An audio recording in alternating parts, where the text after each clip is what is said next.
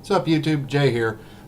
In tonight's beer review episode, it's not so much about the beer that's commercially available, but the homebrew that we made.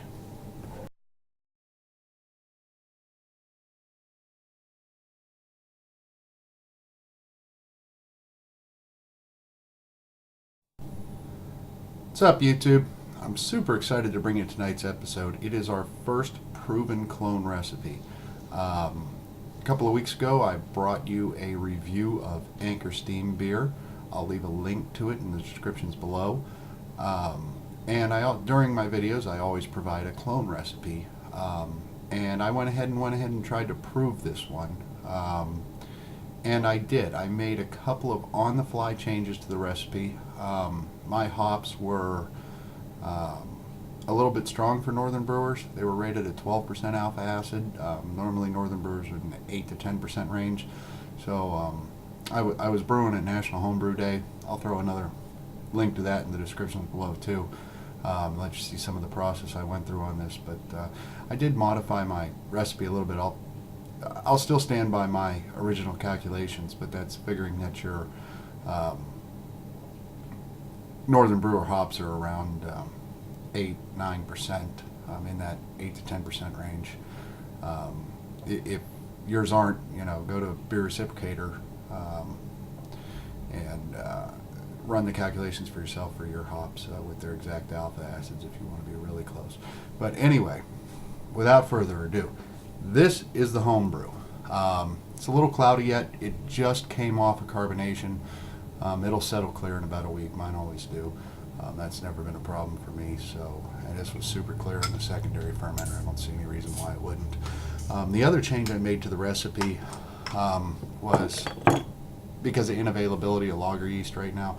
I ended up using a safeale US 05, which is a really, really neutral ale yeast that's able to ferment at cold temperatures and has an upper limit that's pretty low for ale yeast. So it almost acts like a lager. It's a really neutral yeast. And obviously, well, we'll see if you're safe using that. You should be. It'll simulate a lager pretty good, especially if you do it cold. But since this is warm fermented, we did it warm. Anyway, here is the Anchor Steam.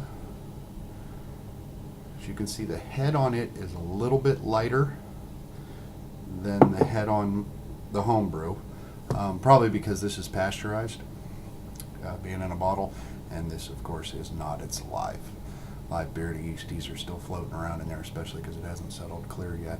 But you can see the color is real close. I'll try to hold them up closer. I don't know if you can see the cloudiness there, but in the sunlight or direct light, the homebrew, the clone, is just a hair lighter. I would modify the recipe from 1 pound 2 ounces of 40 Love Crystal to 1 pound 3 ounces. But anyway, let's find out if they taste alike, because that's the important part with a clone. So we'll taste the original first. I'll put the clone recipes back up. I'll put the original one over here and the new one over here.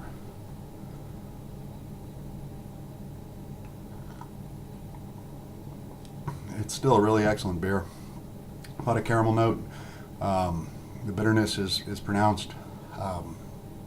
If you watch the review, hear the whole story, and see if we got it close.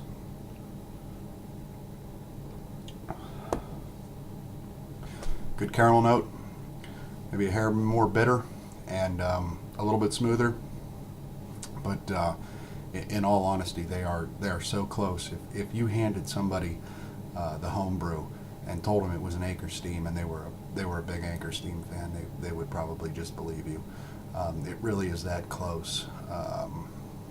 I would say that this probably tastes just like Anchor Steam does on draft, where it's not pasteurized. Pasteurization affects the flavor a little bit because the beer gets hot, but all in all, I'd say the clone recipe is proven. So with that said, have a good night, drink up, enjoy. It's the weekend. Go out and find some Anchor Steam, or clone it for yourself and enjoy some Anchor Steam.